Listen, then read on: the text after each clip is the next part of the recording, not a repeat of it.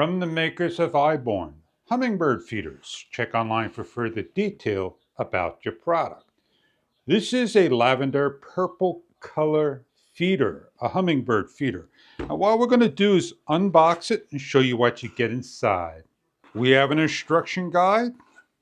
Go over it, has information about hummingbirds and how to set up your feeder. Nicely packaged, protected by foam. Is your hummingbird container, shaped as a milk container. You have an ant moat, and you have the bottom feeder area that is made of rubber soft, where the nectar comes out, and how to screw on. And you're going to clean the area by simply unscrewing the bottom like so.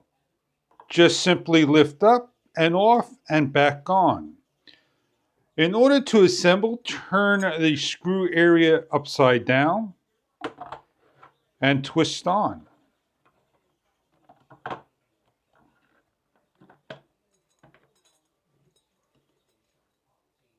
When adding hummingbird nectar to the container, you turn upside down and then you turn on.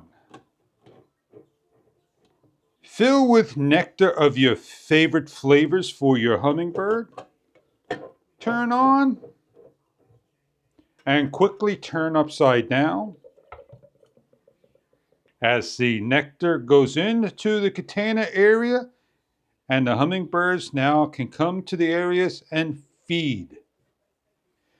Lift up the metal handle, place on the moat hooks. Add water into the moat area so the ants go in and they don't go down. So now that we're all set up with that hummingbird feeder, let's go decorate and show it on the pole. We place the hummingbird feeder on the pole. We add water to the ant moat. And the hummingbird feeder is ready to go. The hummingbird base, where the birds feed, is made of plastic, while the actual container that holds the hummingbird nectar is made of glass.